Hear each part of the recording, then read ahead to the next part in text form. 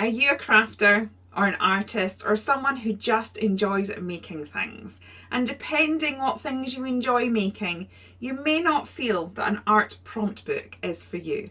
I know that that is definitely true within the niche of paper crafting. Not many people use these. However, I'm here to try and change your mind. I love an art prompt book. I have been using them for many, many years, and there are so many benefits, which we will go into today. These prompt books have helped me so much expand my creativity. And in fact, some of the products that I have made for the crafting world have started out in an art prompt book. So I'm here to take a deep dive into these 3 art prompt books and show you, no matter what your niche, no matter where you find yourself in the crafty world, you may just find that an art prompt book might be the spark that you didn't know you needed. Okay, so these are the prompt books I am going to use for this particular video. I have chosen these 3. They are fabulous. We have this one, The Art Vacation by the Cassie Project. We have Create Your Own Wonderland, which is right up my street, by Nikki Battaglia. And we have Create This Book, well, 3, and yeah, this is probably the most famous prompt book that there is out there. But let's start with this one, The Art Vacation. This is by Cassie. As I said, Cassie is a YouTuber. She puts up a video every Friday. I'm always there watching her videos on the Fridays. This is her 3rd prompt book. So she started off with the Art Sketch Advent. She has the Art Growth Sketchbook and now this one. So I love the fact it's square. I feel that's different to the majority of prompt books in the market, and I do like working on a square canvas, so I like that. And I think Cassie's books have got better and better. So there's a couple of features. This is a new one that's been added to her. You can see I've had a little play. This is a new one that's been added to her book this time, is that when it comes to the supplies, because these books are sort of all self-published and they're not on the best paper quality when it comes to art materials, so you do have to know what you can use in the books. And I just think Cassie has found the most creative way of telling us what supplies we can use and maybe what we need to do if we want to work with certain supplies, like for example Scribbles likes markers, but you need to remember to put a sheet in so you protect the rest of your work. I think that's really creative and really fun. And also what's different to any other prompt book on the market is that she has this little page here. So as you fill out a prompt, you come here and it's almost like a chapter, you know, like chapters at the beginning of the book. And I think that's a really brilliant, slightly different take on what there is available. I decided to start with a colouring page because, as I've said, I think colouring pages are a great warm-up creatively. It's a bit like, I've said this before, so if you're a regular visitor, I'm so sorry for using the same analogy, but sports people, they tend to have a warm-up before they get started, and I sometimes think creatively we need that too, and colouring is a great way to do that. This was quite interesting. I'm used to colouring on paper that is designed for alcohol markers, so this really bled quite a lot and I was having to adapt to control that bleeding. But that actually brings me to one of the first benefits that I feel a prompt book provides everyone, and that is the need to embrace imperfection. All of these books are self-published. They are done on Amazon and they don't have the best paper quality. They're not paper that's particularly suited to these mediums. So you are not going to get a perfect result, which means you just have to embrace the imperfection and enjoy it. So having that knowledge that you're not going to get it perfect because of the papers that we're using, it takes away that pressure. And because there's no pressure, there is more of an element of play to what we're doing.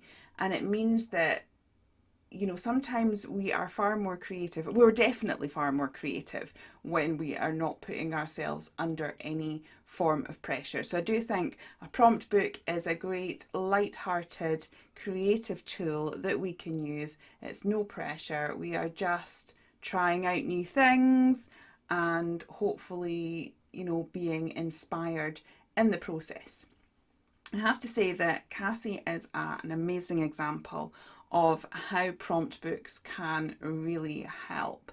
By the way, just to interrupt my flow, talk about embracing imperfection. I somehow managed to get a hoo-hoo paint on my page, and try as I might, I didn't fix it. So, you know, we had to think outside the box with that one. Which you'll see me do. We actually end up just colouring out the frame because I couldn't live with the splodges, despite me saying that we need to embrace imperfection. But going back off to my tangent, back to Cassie, she uses lots of prompt books. So on her channel, you see her do a lot with Create This Book, Wreck This Journal. She obviously has all her own prompt books. I think there's another one that she does. She does the Chloe Rose art one, and I've also seen her do, is it Draw 365 days or something like that. She does loads anyway, but quite often Cassie will use a prompt that she finds in a prompt book, and she will use it to inspire a thrift store makeover, or she'll make something with clay. And this is what I mean, that a prompt book, no matter what niche we're in, can still give us that creative spark to take it into the direction that we want to go in. So quite often she will come up with the idea within the prompt book. So she'll come up with her character or different idea, and that's the starting point to then go on and make something else. So as I said, no matter what niche we're in, prompt books really work.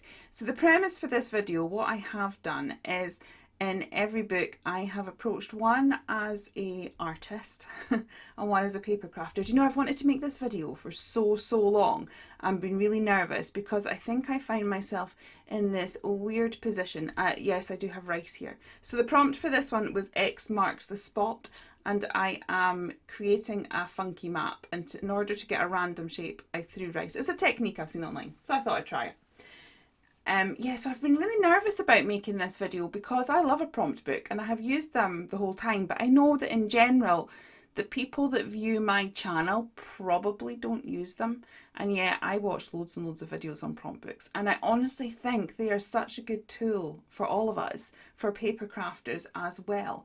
And I really want to sort of, I don't know, build awareness for the people in my niche. For you paper crafters, honestly, this is amazing. So yeah, and I also I don't know where, I think my channel's just going to have to be me. That's what I'm going to have to do, because I am a paper crafter. I've been a paper crafter for a long time, but I'm also an artist, and both things bring me joy. And so I think we're probably going to be seeing more on the channel, but I do think it bridges both. I started off as a paper crafter and then sort of gradually became more and more confident with doodles and things, and then the artist in me grew. So I think there's a lot of things in the papercraft industry that we've gradually stolen from the art world. You know, there's lots of things that we're like, ooh, this would work. So let's do it with prompt books as well, because they're awesome. So this is me building up a fantasy map. This was meant to be create a map, mark your favourite places and where the treasure can be found. I'm not sure, I just thoroughly enjoyed creating this little fantasy thing. And to be honest, I am so in love with this map and the way it turned out. And I really want to do something similar in one of my ongoing projects. I'm thinking it'll look fab in the ABC book at some point. So yeah, that would be cool. So this was my arty approach, and now we are going to go for the papercraft one. So this is look up at the sky. That was the prompt, and we're supposed to be painting it, but we're not going to paint it. We're going to use our stencils. We've got some distress oxides here, and I am using the distress oxides. I'm going to come down the page with multiple colours. I think in the end I go for sort of, I think it's peacock feathers, kitsch flamingo and mustard seed. I then sort of get a different stencil and get the big clouds and do a little doodly border to my clouds and fussy cut them out and put them onto the page. I also think another reason that prompt books are really good is it can help us to overcome a blank page. Sometimes, you know, we sit there and we want to art journal or whatever, we want to draw something, whichever genre we're coming from, and we just sit and stare at the blank page. And I think having a prompt book can help us to overcome that, because we have been told what to do. So sometimes that can be a great starting point, and sometimes that's all we need. I did find by the end of this process, so by the time I get to create this book, I think I go completely off piece. I definitely take things in my own direction, but it sort of gives us a starting point, and then our own creative juices start flowing and we tend to do our own thing anyway. So yeah, but this is me taking a more crafterly approach using our stencils. I used the bumblebee from a little digital kit, and then finished off with a doodly border. I'm loving this book, and because it's a vacation sketchbook, I'm seriously thinking of taking this with me on holiday and seeing if I can complete it when I'm on holiday. So if you fancy that, let me know. Oh my goodness, Swoon. This one just makes my heart sing.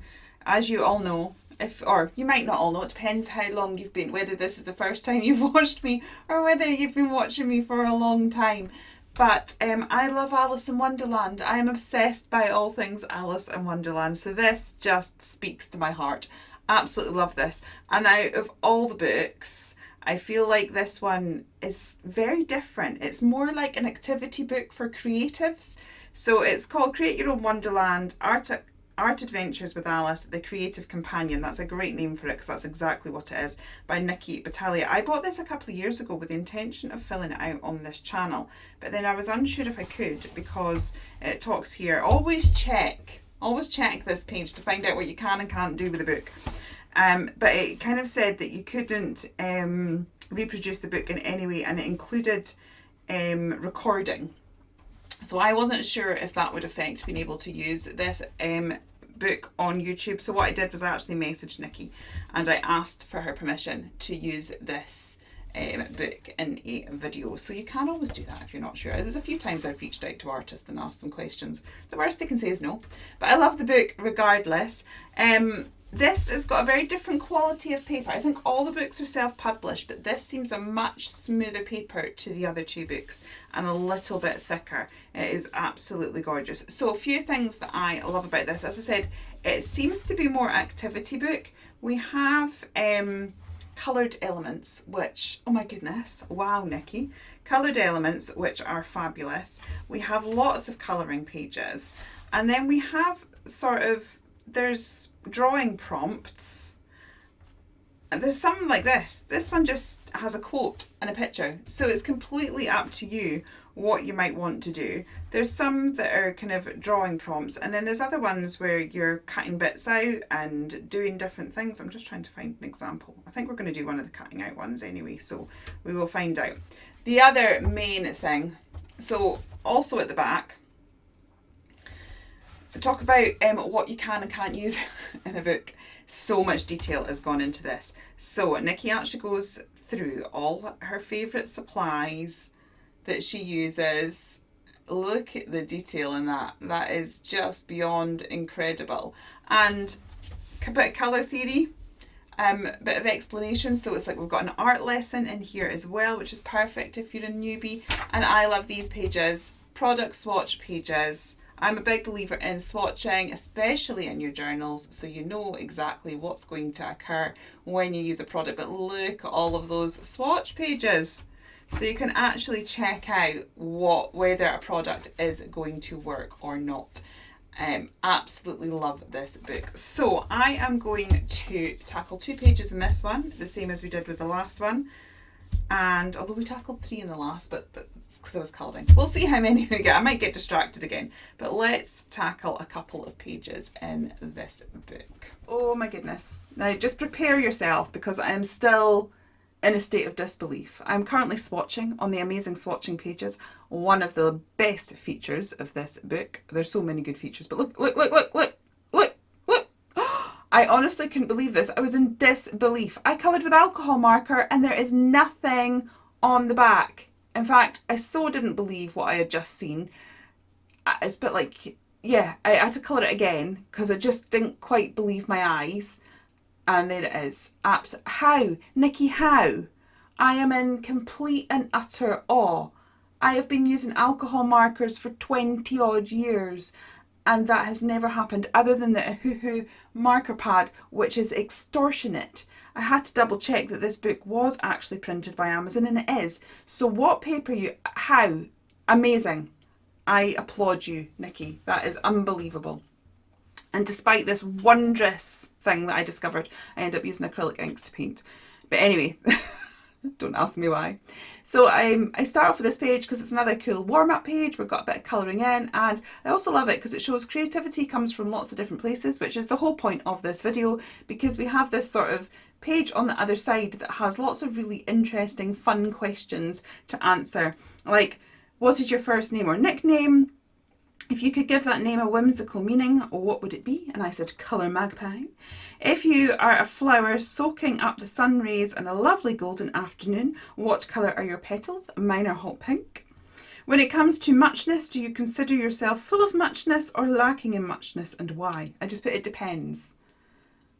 I don't know why, it just depends. Probably on how hormonal I'm feeling.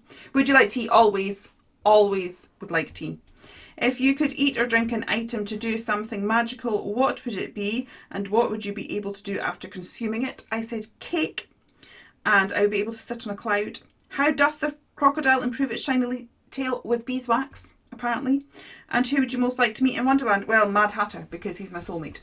Anyway, moving on to this next one. Oh my goodness, I was terrified doing this, and also it is my favourite page of the whole video.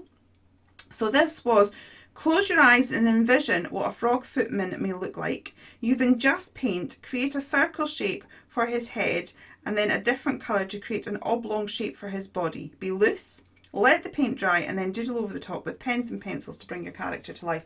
This is so not how I create, and this brings me to another point of why we all need prompt books. I honestly believe that true creativity lies just beyond our comfort zone, and sometimes these books really push us outside our comfort zone, and this was it for me. This is not how I sketch endlessly, and I'm not a very tidy sketcher. I like sketch and rub out, and yeah, it takes me a long time to come up with a drawing. So just putting the colour down first and then building on top of it. Oh, I felt sick. But I really got into it. And at this point, I'm like, oh my goodness, it is so ugly. But I just found that I was making the tweaks with the acrylic markers and gradually filling things out. And also, Nikki gives a tip on one of the pages about adding little black squiggly lines and scribbles for texture. That saved my bacon, because once I sort of added the scribbly lines, it looked like it was meant to be loose and doodly. At this point, I can see I decided the waistcoat wasn't enough, so it sort of gave it tails and added, as you can see, lots of these squiggles. These squiggles seem to become my obsession. I seem to continue this sort of loose, scribbly theme for the rest of the video. It's not the way I draw, but I was so inspired by this particular character and the way it all turned out that I just couldn't stop. I feel like everything now has got to have a scribbly border. This is not my style, but I have been pushed to do a slightly different style, and oh my goodness, I am in love. And this is why that prompt books are good. Sometimes we can get stuck in a rut, sometimes we can stick to what we know, continue to do what we know, and then we never grow creatively. Whereas if we're pushed to do something we're not quite comfortable or do something a bit different, that is where true creativity lies. And I love my little frog. He is so cute. I mean, it took me a while to get there, but I absolutely love it. And this is probably my favourite piece of the whole video. I kind of kept going with this scribbly look and just sort of added more dots coming out until I was done. But yeah, love him. Absolutely love him. So thank you for that, Nikki. Absolutely delighted. So now I'm taking my crafterly approach. And this one is, you've got to colour in the rose bush. Then you follow the dotted line and cut off the edge, and then search for paper with white and red roses from a magazine. I didn't actually do that because I knew I didn't have a magazine anywhere. I don't have magazines, let alone one with roses in it. But I'm a paper crafter, so I was like, there's bound to be some designer paper in my collection that I can use. That proved trickier than I thought. I also decided that it just looked a bit lost, so I keep sticking my head in the screen, I'm not sure why. Decided the tree looked a bit lost, so I drew in some mushrooms. Now obviously this is meant to be my paper craft style one, so if you are nervous of drawing mushrooms, pull out your stamps. I'm sure you've got stamps of mushrooms, most of us do. They seem to be an essential, so you could just stamp them out, but I just kind of drew them in. And then we fussy cut out this tree, and I have to say I really enjoyed this. I'm not overly thrilled with how this turned out, in all honesty. This was the only paper I could find that had something that remotely looked like a rose. I kind of wished that I had got a stamp instead and stamped them out, but I was trying to stick as closely to the prompt as possible. So I did this, and I'm not overly thrilled, but yeah, I enjoyed the process. But I have to say that I have done shaped edges like this on handmade cards before. I've done it once in my journal, but it's not a technique that I do a lot, but it is making me think that with some of my other journals I should look at creating more little peep throughs and things. This is me desperately trying to fix my tree. I really didn't like it. I think it was just the flowers that I chose. I really don't like the flowers, but anyway, I just sort of keep fiddling and different things in order to try and make this work. So now we just go, this is where this loose scribbly doodly style rescued me, because I put doodles all over the tree, then doodles all over the roses to try and make them look a little bit better. I try and extend the tree, so I use my Artex marker, and I'm just thinking that if I keep scribbling it'll eventually look better. But I think that's just down to the flowers that I chose. Again, because I've chose a more crafterly approach, I am coming in with my Distress inks and a blending mat just to sort of give everything a bit of a blue tinge, so it looks like we've got the sky. And I'm using another stencil and using a similar cloud technique to the one that we did in the art vacation book, and that is this one all done too. So the final book I'm going to look at today is Create This Book 3. As I said, I think this is probably the most famous prompt book out there. Mariah Elizabeth has a art channel. If you don't know who she is, why? I think she's got like 10 million subscribers on her channel, and I have been watching it for a long time. It's our tradition every Friday. Kezia and I sit down to watch Mariah, so it was her that got me into it. And I bought one of these books for Kezia, and I really enjoyed using it too. She's completed 2, and then we started completing 1 together, so we were both working our way through 2 together, so that's one that's in progress. But for the purposes of this video, I got number 3. So again, Mariah gives you a list of ideas that you could use, and I think even this shows that you don't have to keep it to just being an artist, because we've got scrapbooking, journaling in there, which as paper crafters we do a lot of. Again, it goes through what sort of mediums are best to use. So yeah, let's get going with this one. In my Create This Book 3, I am going for the crafty approach first. So I've gone for create resistance, draw something heavy on top of something light. So I've pulled out this gorgeous little ladybug, and I'm going to stick a house on her. So I did that, and then suddenly realised that's one tiny corner of the page and we have the whole of the page to fill. So I decided to mask it off, so I created little masks just using copier paper, restamping them, and a little bit of repositionable adhesive on the back to mask off our little bug in the house. And I decided to do lots more stamping. In doing so, I think we kind of lost what the prompt was all about. I still tried to keep it so that, you know, things didn't really make sense, like the flower was bigger than the house and things like that. But I'm not sure it's exactly create resistance. But that kind of brings me to one of the other advantages of using a prompt book. And that's that we need to use creative thinking. Sometimes the prompt isn't quite us, or it's a bit random, but we have to kind of think creatively to make it a bit more us. Now, I love building scenes and telling stories with my crafting. Most of my art journal pages and even my cards tend to have little scenes on them. I just love building scenes and little worlds. So this is very me.